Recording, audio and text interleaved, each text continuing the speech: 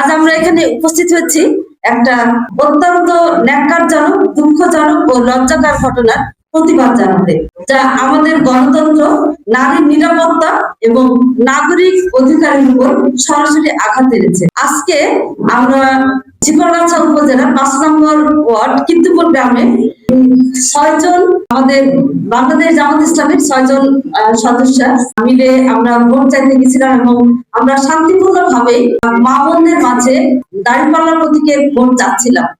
তো এমন অবস্থায় অতর্কিত বিএনপির 10 থেকে 15 জন মতো ব্যক্তি আমাদের উপর হামলা করে এবং হামলা করে আমাদের উপরে যথেষ্ট গালিগালাজ এবং অপমানকর কথাবার্তা বলে এবং এক পর্যায়ে আমার মোবাইলটা ওখান থেকে কেড়ে নেয়, জোরপূর্বক ভাবে মোবাইল কেড়ে নেয় এবং মোবাইলটা একেবারে আছাড় মেরে ভেঙে ফেলে এবং একাধিকবার মোবাইলে আছাড় মারে।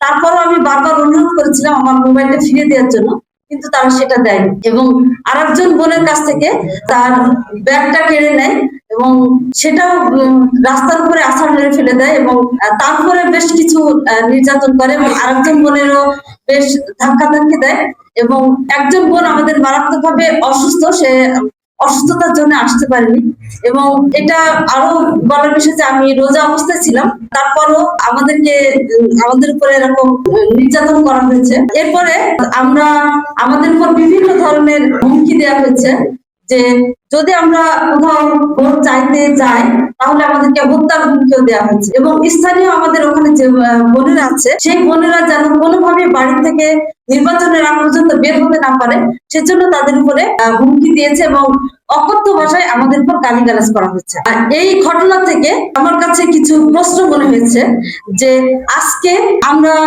জুলাই আন্দোলনের পরে যে একটা স্বাধীন বাংলাদেশ আমরা দেখতে চেয়েছিলাম যে আমাদের দেশে একটা অবাধ সুষ্ঠু নির্বাচন হবে, কিন্তু এটা আমাদের কাছে অনেক বড় একটা প্রশ্ন যে একজন নাগরিক কি ভোট চাইতে পারবে না এবং ভোট চাওয়া তাহলে কি অপরাধ এবং সংবিধান স্বীকৃত নয়? নারীরা রাজনীতি করলে তাদের উপর হামলা কি বৈধ হয়ে যাবে? যদি আজ ভোট চাওয়া অপরাধে নারীদের উপর হামলা হয় তাহলে আগামী দিনে এই দেশের গণতন্ত্র কোথায় গিয়ে দাঁড়াবে?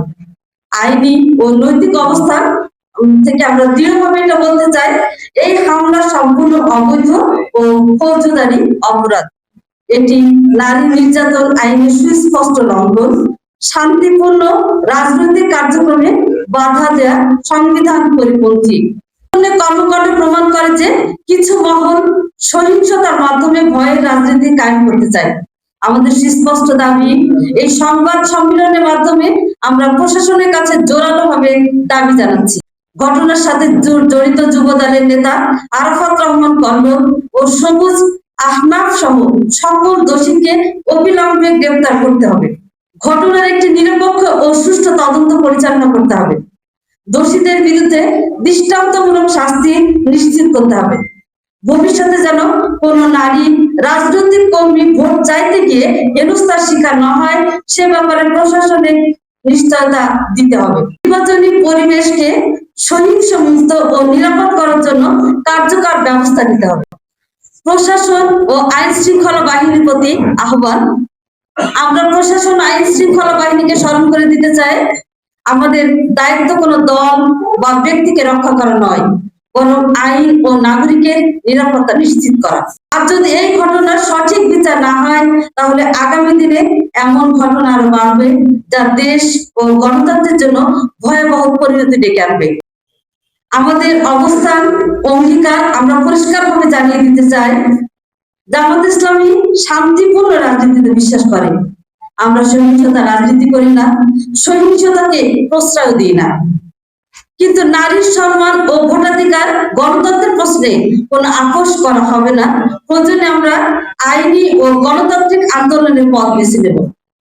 পরিশেষে আমরা আবারও এই বর্বর হামলার তীব্র নিন্দা ও প্রতিবাদ জানাচ্ছি এবং দ্রুত বিচার ও দোষীদের শাস্তির দাবি জানাচ্ছি। নারীর উপর হামলা বন্ধ করতে হবে এবং ভোটাধিকার রক্ষা করতে হবে।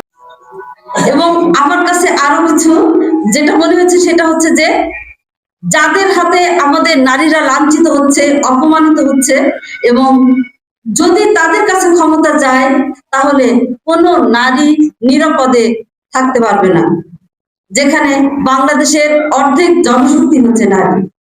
দেশবাসীকে আমি আহ্বান করতে চাই এবং সকলকে এটা জানাতে চাই যে এই বর্বর ও অমানবিক ঘটনা থেকে আমাদেরকে শিক্ষা নিতে হবে, যেখানে অন্যরা ভোট চাইতে গেলে আমাদের নারীদেরকে পর্যন্ত অপমান করে ও লাঞ্ছনার শিকার হতে হয়, সেখানে আমরা কিভাবে আশা করতে পারি আমাদের এই ভোটার অধিকার নিশ্চিত করতে হবে। ধন্যবাদ সবাইকে। আচ্ছা, এই বিষয়ে